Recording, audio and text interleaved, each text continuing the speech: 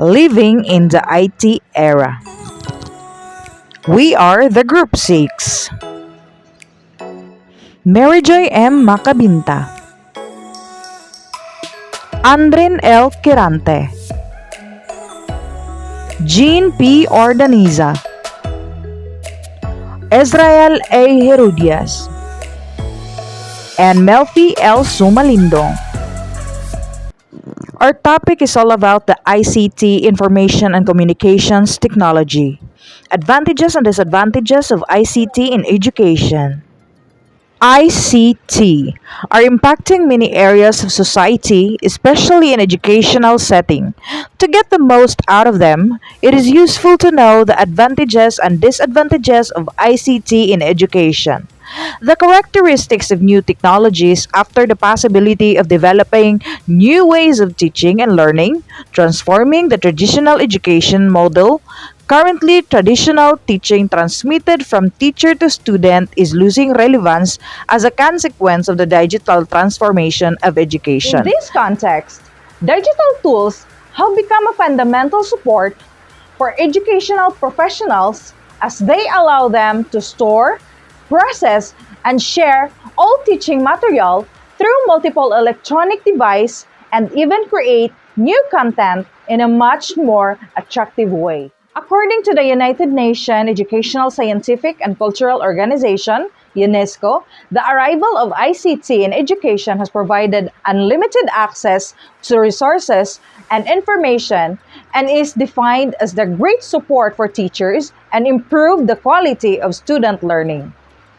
What educational resources does ICT bring to the classroom? The drive towards digitalization has transformed teaching resources, giving greater emphasis to dynamism and student interaction with the subject matter.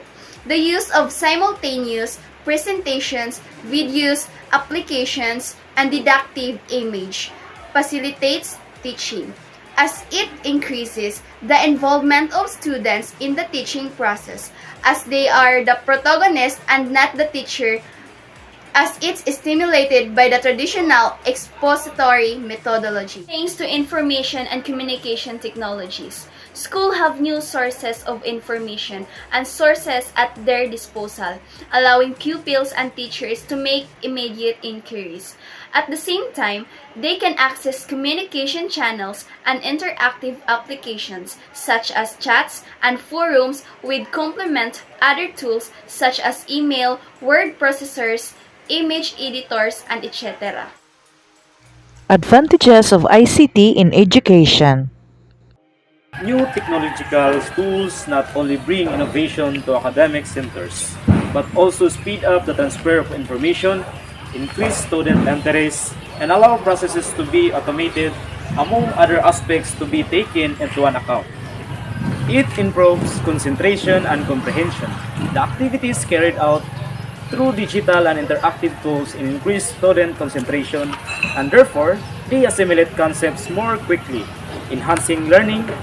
This type of tool includes students in more practical learning with the aim of reinforcing what they have learned.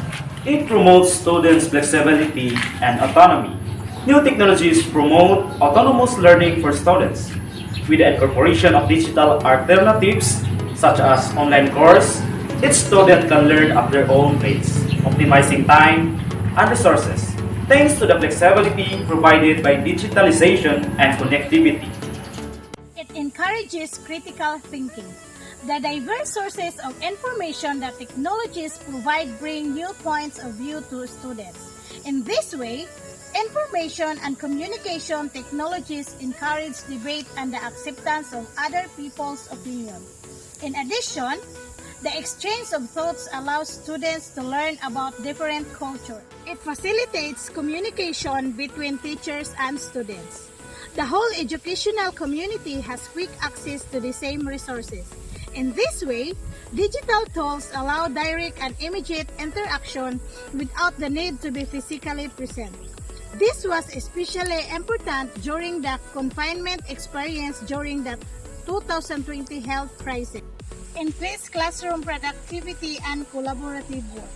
New technologies in the classroom, specifically those that allow access to online content, improve learning productivity by optimizing instructions time. And thanks to connectivity, it feeds collaborative work, and thanks also to new teaching formulas. Disadvantages of ICT in education.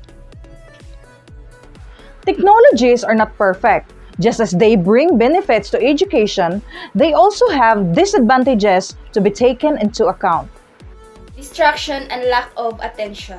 Digitalization means opening up unlimited access to multiple resources and resources of information, such as web page, social networks, or chats. And therefore, they take attention away from the subject matter. Consumption of false information. Much of the information available on the internet is false or incomplete. The fact has a direct influence on the media literacy of students, especially in the ESO educational stage, since half of them do not know how to detect false news. Theft of personal data. A lack of knowledge about the dangers of cybercrime can unintentionally expose pupils' data, especially if they are minors. For example, by sharing photos with strangers. It reduces a human contact. With the incorporation of the new technologies, the learning process becomes more distant and the physical relationship with the teachers and classmates decreases. As a consequence, reducing human contact, isolation can appear and become an obstacle to student personal development. Technology are not perfect. Just as they bring many benefits to education, they also have disadvantages to be taken into account.